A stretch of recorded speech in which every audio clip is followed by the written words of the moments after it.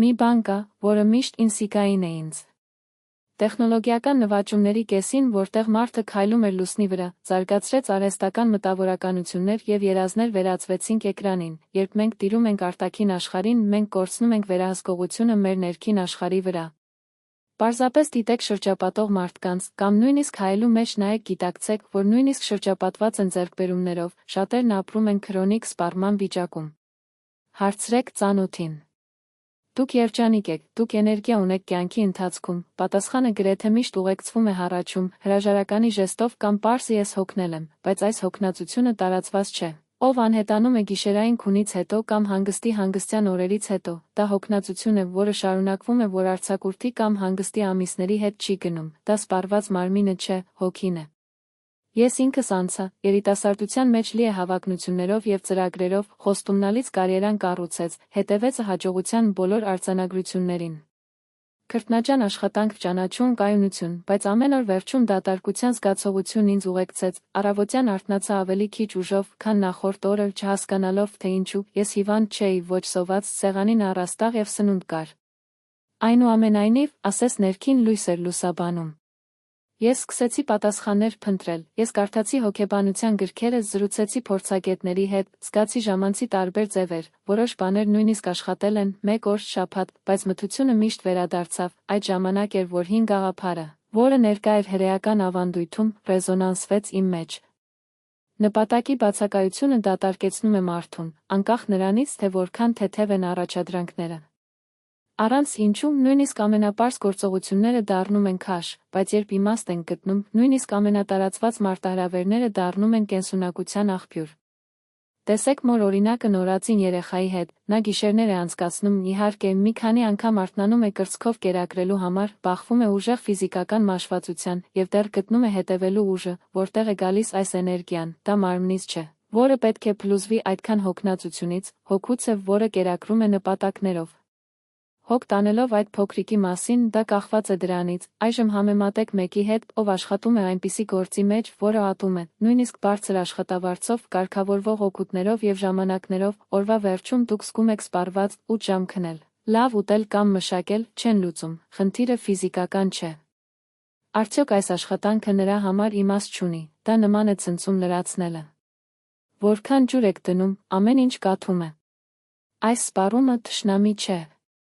Դա նշան է, ավտոմեքենաների վահանակի նախազգուշացման լույսը, դա ցույց է տալիս, որ ինչ-որ բան ճիշտ չէ, ժամանակն է հրաժարվել, բայց դադարեցնել և հասկանալ, թե ինչ է կատարվում ներսում, եթե առավոտյան արթնանաք և առաջին միտքը երբ կավարտվի այս օրը, քանի որ ձեր էներգիան չորանում է դատարկության վրա։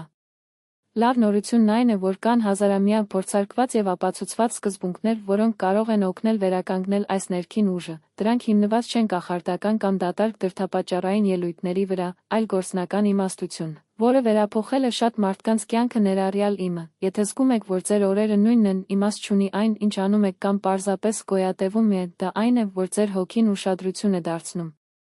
Նախքան հետևելը, այնուամենայնիվ, ընդմիջեք և ազնիվ պատասխանեք։ Եթե երկրորդ տարբերակը ծանոթ է, ժամանակն է հասկանալ, թե ինչու է ձեր էներգիան մարում և ինչպես հակադարձել այն։ Ճշմարիտ ուժը ոչ միայն գալիս է հանգստից կամ շեղումներից, այն ծնվում է նպատակից, երբ մենք գտնում ենք նույնիսկ ամենադժվար օրերը գույն են ստանում, առանց դրա, նույնիսկ ամենապարզ առաջադրանքները անհաղթահարելի սարեր են թվում։ Եկեք հասկանանք, ուրեմն ինչու են նրանք կորցնում։ Էներգիան և ինչպես վերականգնել այն, հրեական ավանդույթի համար մարդը ոչ միայն մարմին է, որը սննդի և քնի կարիք ունի, մենք նման ենք բոցի, որը կախված է վառելիքից մինչև հիմա, այս վառելիքը նյութական չէ։ Այն պատրաստված է իմաստից, իրական կապերից և առիթի պատճառ, երբ դա բացակայում է, բոցը դուրս է գալիս։ Ուրեմն որտեղ են կորցվում մեր էներգիան։ Նախ նա փախչում է, երբ մենք ժամանակ ենք ներդնում մի բանի մեջ, որը մեզ հետ չի վերադառնում։ Ես տարիներ եմ անցկացրել լավ աշխատավայրում, կայունությամբ և հեղինակությամբ, բայց ամեն օր ինձ ծծեց, ինչու, քանի որ դա իմը չէր։ Ես ժամեր եմ նվիրել ուրիշի նպատակին, ինչպես մի ծառա, ով աշխատում է միայն սեփականատիրոջը հարստացնելու համար, որքան շատ եմ պայքարում, այնքան ավելի դատարկ էի զգում, դավաճանելը մարդու էությունը նման է թակել, էներգիան հեռանում է առանց հետքի։ Երկրորդ, նա ցրվում է էֆերային հաճույքների մեջ, մենք ապրում ենք մի ժամանակ, երբ շեղումները անվերջ են։ Սոցիալական ցանցեր, շարք խաղեր, գնումներ, նրանք խոստանում են թեթևացում, բայց նրանք դառը համ են թողնում, ժամեր անցկացնելուց հետո բովանդակությունը սպառում է, սենսացիան նորացում է, բայց նույնիսկ ավելի մեծ անվավեր, դա նման է օդով սոված սպանել։ Թվում է, թե որովայնը կերել է, բայց որովայնը շարունակում է խնկարկել, հոգին չի կերակրում զվարճանքի վրա։ Այն նյութ է պետք։ Երրորդ, այն սպառվում է անօգուտ մտահոգություններով, նկատել եք, թե ինչպես հնարավոր է մի ամբողջ օր անցկացնել պարկած թախտի վրա եւ ավարտվել ավելի սպառված, քան աշխատանքային օրվանից հետո, դա այն է, որ միտքը չի դադարում, ինչ եթե այն սխալ է ընթանում։ Ինչ եք մտածում իմ մասին, այս մտքերը նման են ուրվականների, որոնք ծծում են մեր ուժերը։ Այդ դեպքում ինչպես վերականգնել այս էներգիան։ Առաջին քայլը իսկական նպատակ գտնելն է, հասարակության կողմից այդ հարկը չէ։ Հաջողություն արդյունավետ լինելով, բայց մեկը, որը հավասարեցված է, թե իրականում ով եք, իսկական նպատակը միշտ կապված է ավելի մեծ բանի, ընտանիք, համայնք, աշխատանք, որը փոփոխություն է առաջացնում։ Ես հանդիպեցի մի մարդու, ով 60 տարեկան էր։ Ապրում էր պարզապես թոշակի անցնելը, թոշակի անցնելուց 1 տարի անց նա մահացավ, ոչ թե հիվանդության, այլ ապրելու պատճառի պակաս, նրա մարմինը կանգնած էր, բայց նրա հոգին արդեն հրաժարվել էր։ 70-ից բարձր մեկ այլ պարոնայք բացեցին սոցիալական նախագիծ շախմատը կարիքավոր։ Երեխաներին սովորեցնելու համար, նրա դեմքը փայլում էր, նրա էներգիան վարակիչ էր, տարբերությունը նա զգում էր անհրաժեշտ։ Երկրորդ քայլը մի բան անելն է, որը լուսավորվում է ոչ միայն ձեզ, այլև ուրիշների, էներգիան հոսում է, երբ մենք նվիրում ենք, պարտադիր չէ մի բան լինել։ Պարզապես եղեք վավերական, խրախուսանքի խոսք, բարության ժեստ, աշխատանք, որն օգնում է ինչ-որ մեկին։ Սրանք հոգու վառելիքի իրական աղբյուրներն են։ Եթե զգացել եք, որ ձեր օրերը մոխրագույն են, ինչը չունի ուժ, որ հետևելու կամ պարզապես սեղանները կատարելու, գիտի, որ սա նորմալ չէ, ձեր հոգնածությունը հաղորդագրություն է, եւ լուծումը ավելի շատ ժամեր չէ քնի կամ ժամանակավոր փախչում, բայց ինչ-որ բան իրականում կապվելու համար, թերևս այդպես վարվելով, դուք ոչ միայն վերականգնում եք ձեր էներգիաները, այլև հայտնաբերեք այն կյանքը, որն արժե ապրել։ Երբ մենք ապրում ենք միայն մեր համար, էներգիան մարում է ինչպես մատների միջև ջուրը, բայց պարզապես շպիտով բաժանեք, աջակցության խոսք կամ օգնության ժեստ, հանկարծակի զգալու համար, որ մեր ներսում ինչ-որ բան նորացված է, այն պարադոքսալ է, բայց հոգին աշխատում է, որքան ավելի շատ ենք տալիս, այնքան ավելի շատ ենք ստանում։ Հիշում եմ հատկապես դժվար օրներանց, երբ աշխարհի ծանրությունը կարծես թե հանգստացավ ուսերին, ես եկա տուն, սպառված, մեկ ցանկությամբ։ Պառկեք ներքև եւ մոռացեք ամեն ինչ, դա այն դեպքում, երբ հարևանը օգնություն խնդրեց որոշ տուփեր կրելու համար, ես սկզբում դժկամորեն էի, բայց ընդունեցի, եւ գիտեք ինչ է պատահել, երբ մենք խոսեցինք եւ ես օգնեցի նրան։ Ես իմ ներսում ինչ-որ բան էի զգում, անտեսանելի բեռը, որը տեղի է ունեցել, ավելի թեթև է թվում, մի փոքր գործողություն, բայց դա ինձ անսպասելիորեն լցրեց։ Դա Հազարամյա ավանդույթները, ինչպիսիք են հրեաները, այնքան կարևոր նշանակություն են տալիս տիեզերականներին անհետաքրքիր բարության գործողություններին, նրանք ոչ միայն վերափոխում են ստացողի կյանքը, բայց բուժում են, թե ով է դրանք սովորում։ Առատաձեռնությունը հոգնած հոգու համար բալասան է։ Դեռ կա երրորդ կարևոր կետ։ Լռեք ներքին աղմուկը, հաճախ դա մեզ սպառող գործողությունների ավելցուկը չէ, այլ մտքերի ավելցուկը, հոգին հոգնել է այդքան հոգեկան աղմուկից, ձայներից, որոնք կրկնում են անհանգստությունները, վախերը կամ դժգոհությունը։ Ինչպես վերականգնել հավասարակշռությունը, կամ պարզ, բայց խորքային ուղիներ։ Աղոթքի կամ մեդիտացիայի միջոցով։ Առավոտյան կամ երեկոյան մի քանի րոպե լռությամբ կամ անկեղծ բառերով, նրանք ստեղծում են այնպիսի զգացողություն, որ մենք միայնակ չենք, դա նման է մեզանից ավելի մեծ բանի մեջ խարսխելուն։ Երախտագիտության միջոցով։ Փորձեք օրվա վերջում թվարկեք 3 բան, որոնց համար երախտապարտ է, որքան էլ փոքր, այս վարժությունը փոխում է այն, ինչը բացակայում է այն, ինչ առկա է առկա, եւ հեռանկարների այս փոփոխությունը բերում է թեթևություն։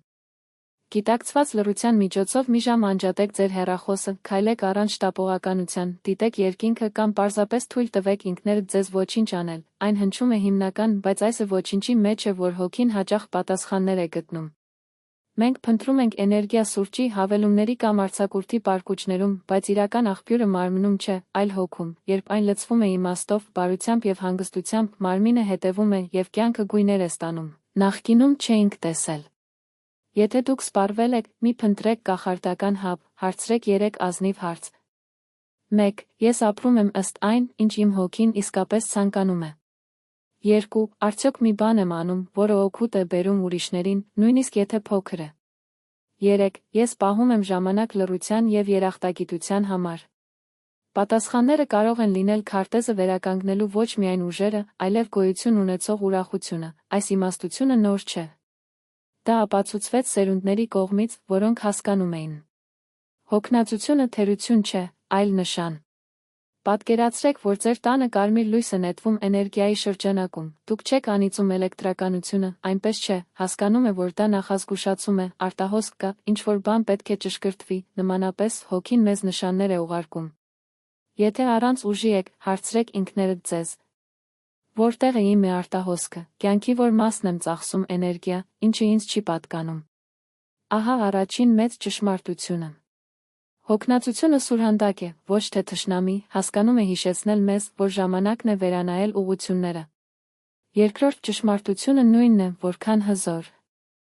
Ուժերը վերադառնում են, երբ իմաստ են գտնում, կարող եք ճանապարհորդել աշխարհի ամենագեղեցիկ լողափը, հանգստացնել մարմինը, բայց եթե հոգին դատարկ է, վերադառնալով, սպառման զգացումը կշարունակվի։ Ես եղել եմ այս միջով, միայն երբ ես գտա մի նպատակ, որը ջերմացնում է իմ էությունը։ Եվ երրորդ ճշմարտությունը հաճախ անտեսվում է, լռությունից չի վախենում, մենք վախենում ենք, որ մեզ հետ մենակ մնանք, որ մենք ամեն վայրկյան լցրեցինք աղմուկով, ծանուցումներ, դատարկ խոսակցություններ, շարքեր, բարձր երաժշտություն։ Բայց հենց լռության մեջ է, որ հոգին խոսում է, երբեմն պարզապես զբոսանք առանց ականջակալների շնջալու համար։ Հե, ես դեռ այստեղ եմ, ես ուզում եմ լսել ինձ։ Թույլ տվեք կիսել մի պարզ պատմություն, բայց այն իրականացնում է այն ամենը, ինչ մենք ասում ենք այսօր, մարդը փնտրում էր ռաբբի և օդափոխություն։ Ես սպառված եմ, ես այլևս ուժ չունեմ, կյանքը անտանելի ծանրություն է։ Ռաբբին ժպտաց և պատասխանեց. Պատկերացրեք, որ դուք ուրիշների ճամպրուկ եք կրում լի բաներով, որոնք ձերն են, իհարկե դժվար կլինի, բայց եթե այս ճամպրուկը պարունակում է ձեր սեփական գանձերը, դուք նրան թեթև կվերցնեք, միգուցե իմ ընկերը դուք կրում եք ճամպրուկ, որը ձերն է։ Քանի անգամ ենք մենք անում նույնը, մենք ենթադրում ենք ուրիշների ակնկալիքներ, պարտադրված նպատակներ, երազներ վերցրել ենք և մենք զարմացանք հոգնածությամբ, բայց երբ մենք վերջապես վերցնում ենք մեր ճամպրուկը, մեկը, որը պարունակում է մեր արժեքները, մեր կրքերը, մեր նպատակը, նա ավելի հարթ է դառնում։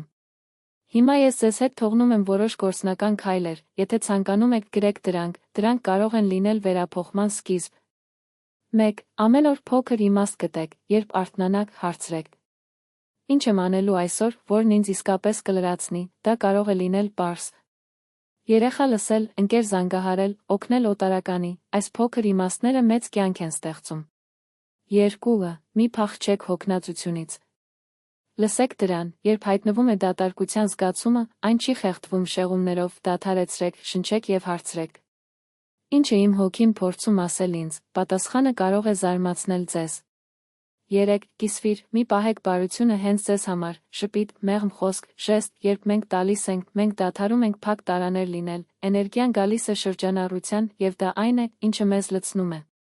4. Տիրագործեք երախտագիտությունը, ամեն երեկո նույնականացրեք 3 բան, որ շնորհակալ եք, նույնիսկ եթե դրանք խորը շունչ են, այսօր ես տեսա արևը կամ քնելու տեղ ունեմ, սա նորից կվերականգնի ձեր տեսքը, թե ինչ է, ոչ թե այն, ինչ կարոտում եք։ 5. Հիշեք, իմաստը ավելի կարևոր է, քան հաջողությունը, դուք կարող եք հասնել ձեր կարիերայի գագաթին և դեռ դատարկ զգալ, կամ դա կարող է հանգեցնել պարզ, բայց լիարժեք կյանք, ինչ է կերակրում հոգին, ոչ թե գավաթներ, այլ այն համոզվածությունը, որ դրա գոյությունը փոփոխություն է առաջացնում։ Ինչու եմ կիսում այս ամենը, քանի որ ես եղել եմ այնտեղ, որտեղ դու հիմա կարող ես լինել, ես գիտեմ արթնանալու ծանրությունը, ակամայից այն զգացողությունն է, որ օրերն իրենց կրկնում են անվերջ ժապավենի պես, բայց ես գիտեմ նաև, որ հնարավոր է դուրս գալ այս վայրից, ուժերը կարող են վերադառնալ, ուրախությունը կարող է վերածնվել։ Կա մի հին ուսմունք, որն ասում է, յուրաքանչյուր մարդ այս աշխարհում ունի առաքելություն, ոչ ոք այստեղից չի եկել այստեղ։ Պահպանեք այս նախադասությունը։ Հոգնածությունը վերջը չէ։ Դա նոր ճանապարհի սկիզբն է, եթե կյանքը ծանր է, նշան է, որ ինչ-որ բան պետք է փոխվի, եւ այս փոփոխությունը կարող է լինել ամենակարևոր շրջադարձը իր պատմության մեջ։ Վերջապես, ես խնդրում եմ, որ եթե այս բառերը ռեզոնանսվեն ձեզ վրա, ազդանշան թողեք, դա միայն վայելելու կամ մեկնաբանություն չէ։ Ասելու միջոց է։ Դա իմաստ ուներ ինձ համար, ես ուզում եմ այս լույսից ավելին, ի վերջո երբ մենք կիսում ենք, թե ինչն է մեզ շոշափում, մենք ամրապնդում ենք ոչ միայն ինքներս մեզ, այլև մեր շրջապատի համար։ Հոգ տանել ձեր մասին, հիշեք, իմաստը հոգու վառելիքն է, և երբ նա այրվում է, ոչ մի հոգնածություն չի կարող ջնջել նրա փայլը։ Մինչև հաջորդ անգամ, և թող ձեր ճանապարհորդությունը լիարժեք լինի նպատակներով, որքան ձեր հոգին արժանի է։